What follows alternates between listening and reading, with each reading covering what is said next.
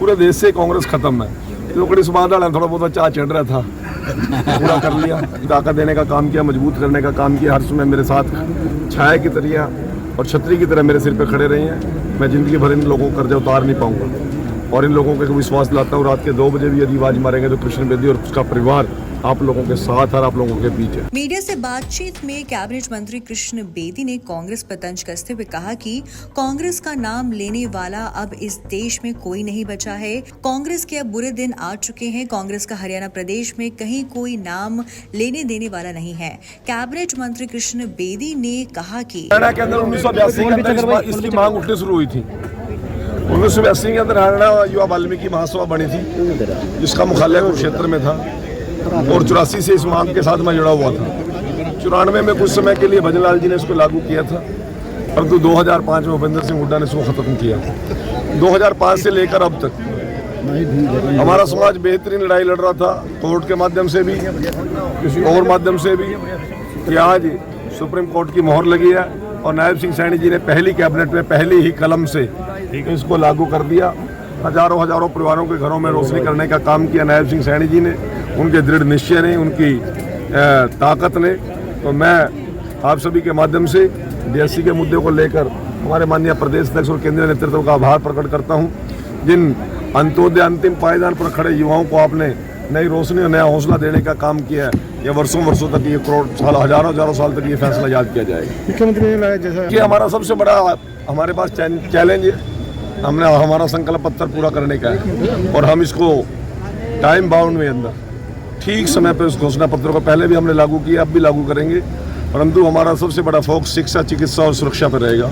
इसमें हम कोई भी कोताही नहीं बरतने देंगे। शाहबाद हल्के को लेकर कई बड़े पूरे हरियाणा को लेकर बहुत सपने हैं और उन सभी सपनों को पूरा करने का काम करेंगे। हरियाणा के लोगों को विश्वास दिलाते हैं कि उनको किसी प्रकार की कोई समस्या पैदा नहीं होने देंगे। मंत्री जिस तरह से आप आपको तो ना आम के पेड़ के ऊपर पके हुए आम नजर आते हैं। वो माली ने कब पेड़ लगाया था, कब वो पौधा तैयार हुआ था, कब वो फल लगा था, कब उसके ऊपर बूर आया था, कब उसके ऊपर वो आए थे, वो किसी को नहीं दिखता। कृष्ण बेदी की बहुत सालों की तपस्या है और केवल एक हल्के के लिए तपस्या नहीं है, पूरे हरियाणा प्रदेश के लिए तपस्या है। मैं तो आज आपके माध्यम से एक और बात कहना चाहता हूँ। पार्टी ने जो निर्णय लिया, मैंने पार्टी का निर्णय सिर मत्थे पर रख के उसको पूरा करने का काम किया। आगे कोई पार्टी निर्णय लेगी तभी भी कृष्ण बेदी पीछे नहीं रहेगी। पूरे देश से कांग्रेस खत्म है। लोकड़ी समाज वाला थोड़ा बहुत चाह चढ़ रहा था, पूरा कर लिया, ठीक है ना।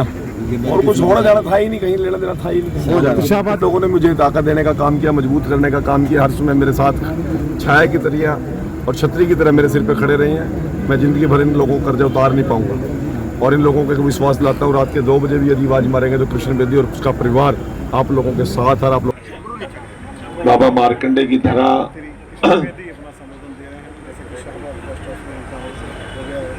जिसका कण कण अमृत है और मुझे कृष्ण बेदी से श्री कृष्ण बेदी बनाने का यदि कोई काम किया तो इस मिट्टी ने किया। मित्रों, आभारी हूं आप सभी का। धूप में, छांव में, दुख में, सुख में,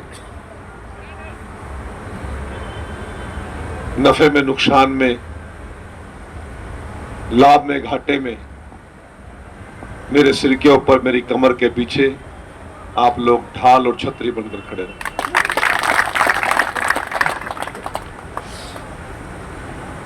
शायद सरब जी थोड़ा भावुक हो गया।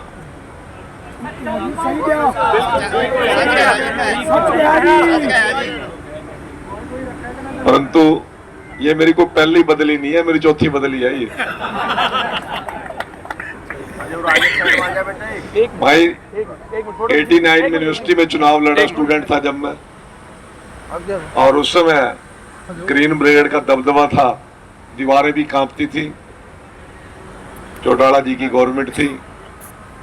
जयप्रकाश जो जेपी था ग्रीन ब्रिगेड का अध्यक्ष था और उसका सगा भतीजा प्रताप सिंह जो आजकल हाई कोर्ट के अंदर एडवोकेट है, मेरा और उसका मुकाबला था। हमने तब भी कोई परवाह नहीं की। कुरुक्षेत्र में 94 में MC बना, फिर बदली होगी, रादौर चला गया यमुनानगर जिले में 62 किलोमीटर दूर। 2005 में वहां से चुनाव लड़ा, 2007 में परिसीमन हो गया, फिर पार्टी ने कहा शाहबाद चलो, मैं दौर छोड़ के शाहबाद आ गया। समय समय की बात है कि पार्टी ने निर्णय किया कि इस बार बेदी जी यदि बड़े नेता हो तो बड़ा नेतापन भी दिखाओ ना। कोई मेरी अकेले की बदली नहीं करी, कई लोगों की बदली करी इस बार। आप लोगों को भावुक होने की जरूरत नहीं है। पवन सैनी जी को भी हल्का बदल के दिया, नारायणगढ़ भेजा, गलत तो नहीं कह रहा। डीडी शर्मा थ्रेसर मांग रहा था, उसको पेवा दे दिया। रणवीर सिंह गगुआ जो नलवा हल्के से लड़ता उसको बरवाड़ा भेज दिया। सुनीता दुग्गल जज्जर मांग रही थी, उसको रतिया भेज दिया। पार्टी ने इस बार बहुत एक्सपेरिमेंट करे और इतने एक्सपेरिमेंट करे हैं कि पूछो मत। सीएम साहब खुद करनाल से लाडवा गए। शक्ति शर्मा जी को अंबाला से कालका भेज दिया।